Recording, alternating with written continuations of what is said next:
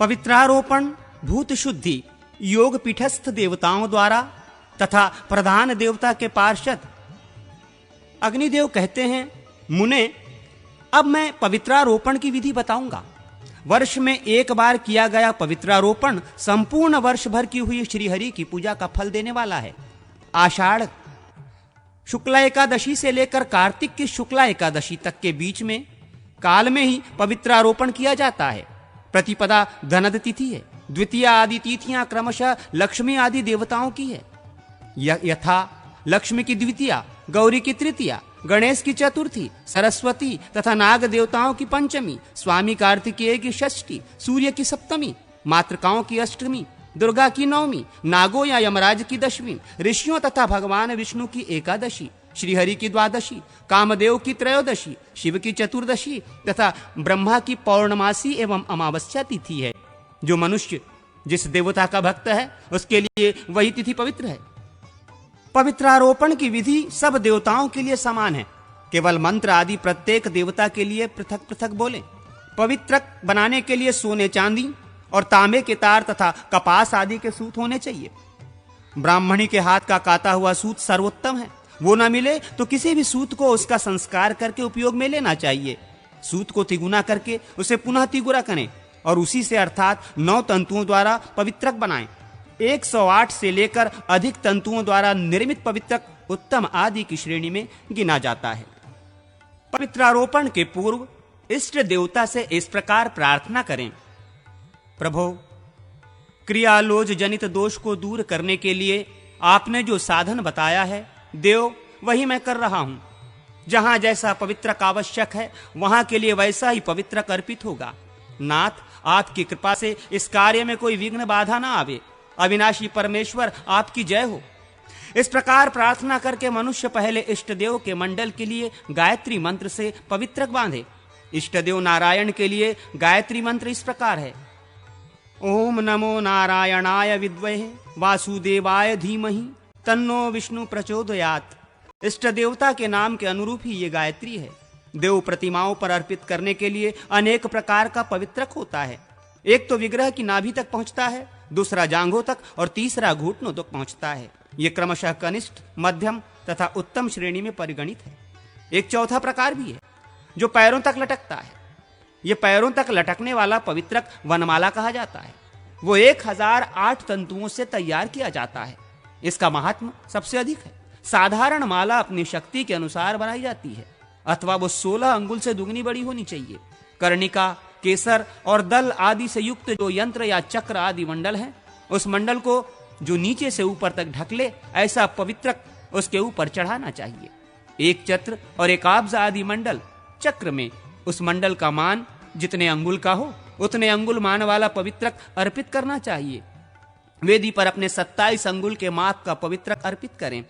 आचार्यों के लिए, पिता माता आदि के लिए तथा पुस्तक पर चढ़ाने के लिए, जो स्वयं धारण करने के लिए जो पवित्रक बनावें, वो नाभि तक ही लंबा होना चाहिए। उसमें 12 गांठें लगी होनी चाहिए तथा उस पवित्रक पर गंध, चंदन, रोली या केसर लगाया गया हो, वो उसी में रंगा गया हो। ब्राह्मण, वनमाला में 2-2 अंगुल की दूरी पर क्रमशः 108 गांठें रहनी चाहिए, अथवा कनिष्ठ, मध्यम तथा उत्तम पवित्रक में क्रमशः 12, 24 और 36 गांठें रखनी चाहिए।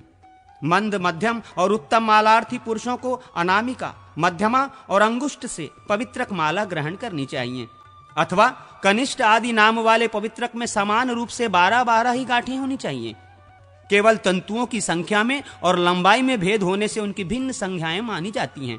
सूर्य, कलश तथा अग्नि आदि के लिए भी यथासंभव विष्णु भगवान के तुल्य ही पवित्रक अर्पित करना उत्तम माना गया है। पीठ के लिए पीठ की लंबाई के अनुसार तथा कुंड के लिए भी मेखला पर्यंत लंबा पवित्रक होना चाहिए। विष्णु पार्षदों के लिए यथाशक्ति सूत्र ग्रंथि देनी चाहिए, अथवा बिना ग्रंथि के ही 17 सूत्र चढ़ावें और भद्र नामक पार्षद को त्रिसूत्र, तिरसुत अर्पित करें। पवित्रक को रोचना, अर्गुर कर्पूर मिश्रित हल्दी एवं कुमकुम के रंग से रंग देना चाहिए। भक्त पुरुष एकादशी को स्नान, संध्या आदि करके पूजा गृह में जाकर भगवान श्री हरि का यजन करें। उनके समस्त परिवार को बलि देकर उनकी अर्चना करें। द्वार के अंत में क्षेत्रपालाय नमः बोलकर क्षेत्रपाल की पूजा करें। द्वार के ऊपर श्रीये नमः कहकर श्रीदेवी की पूजा करें। द्वार के दक्षिण देश में धात्रेय नमः, गंगाय नमः इन मंत्रों का उच्चारण करते हुए धाता तथा गंगा जी की अर्चना करें। और वाम देश में विधात्रे नमः, यमुनाय नमः बोलकर विधाता एवं यमुना जी की पूजा करें। इसी तरह द्वार के दक्षिण वाम देश में क्रमशः शंखनिधिये नमः, पद्मनिधिये नमः बोलकर शंखनिधि एवं पद्मनिधि की पूजा करें। फिर मंडल के भीतर दाहिने पैर के पार्श्व भाग को 3 बार पटक कर विघ्नों का अपसारण करें। तदनंतर सारंगाय नमः बोलकर विघ्नकारी भूतों को दूर भगावे। इसके बाद ओम हा वास्तवधिपते ब्राह्मणे नमः इस मंत्र का उच्चारण करके ब्रह्मा के स्थान में पुष्प चढ़ावें। फिर आसन पर बैठकर भूत शुद्धि करें। सुवर्णमय चतुरस्थ पीठ को तथा इंद्रादि देवताओं को अपने युगल चरणों में स्थित देखते हुए उनका चिंतन करें। इस प्रकार शुद्ध हुए गंध तन्मात्र को रस तन्मात्र में लीन करके उपासक इसी क्रम से रस तन्मात्र का रूप तन्मात्र में संहार करें। इन 4 उत्भात वाक्यों को उच्चारण करके जानु से लेके नाभि तक के भाग को श्वेत कमल से चिन्हित शुक्लवर्ण एवं अर्धचंद्राकार देखें। ध्यान द्वारा यह चिंतन करें कि इस जलीय भाग के देवता वरुण हैं। उक्त 4 उद्धातों के उच्चारण से रस तन्मात्रा की शुद्धि होती है। इसके बाद इस रस तन्मात्रा का रूप तन्मात्रा में लय कर दें। इन 3 उद्धात वाक्यों का उच्चारण करके नाभि से लेकर कंठ तक के भाग में त्रिकोणाकार अग्निमंडल का चिंतन करें। उसका रंग लाल है, वो स्वस्तिकाकार चिन्ह से चिंतित है, उसके अधिदेवता अग्नि है। इस प्रकार ध्यान करके शुद्ध किए हुए रूप तन्मात्रा को स्पर्श तन्मात्रा में लीन करें। इन 2 उद्धात वाक्यों के उच्चारण पूर्वक कंठ से लेकर नासिका के बीच भाग में गोलाकार वायुमंडल का चिंतन करें। उसका रंग धूम के समान है, वो निष्कलंक चंद्रमा से चिन्हित है। इस तरह शुद्ध हुए स्पर्श तन्मात्रा का ध्यान द्वारा ही शब्द तन्मात्रा में लय कर दें। इसके बाद इस एक उद्धात वाक्य से शुद्ध स्पष्टिक के समान आकाश का नासिका से लेकर शिखा तक के भाग में चिंतन करें।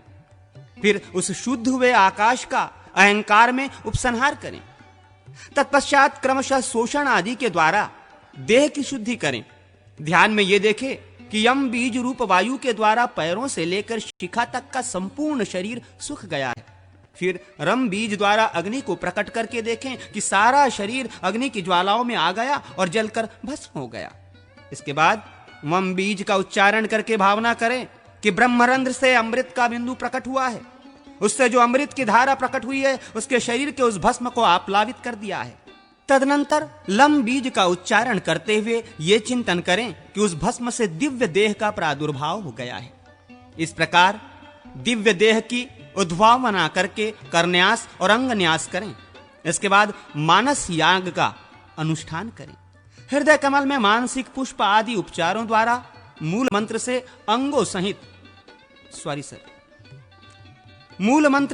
अंगों सहित देवेश्वर भगवान विष्णु का पूजन करें। वे भगवान भोग और मोक्ष देने वाले हैं। भगवान से मानसिक पूजा स्वीकार करने के लिए इस प्रकार प्रार्थना करनी चाहिए। देवेश्वर केशव, आपका स्वागत है। मेरे निकट पधारिए और यथार्थ रूप से भावना द्वारा प्रस्तुत इस मानसिक पूजा को ग्रहण कीजिए। योग पीठ को धारण करने वाली आधार शक्ति कूर्म, अनंत शेषनाग तथा पृथ्वी का पीठ के मध्य भाग में पूजन करना चाहिए। तदनंतर अग्निकोण आदि 4 कोणों में क्रमशः धर्म, ज्ञान, वैराग्य तथा ऐश्वर्य का पूजन करें। पूर्व आदि मुख्य दिशाओं में अधर्म, अज्ञान, अवैराग्य, अनैश्वर्य की अर्चना करें।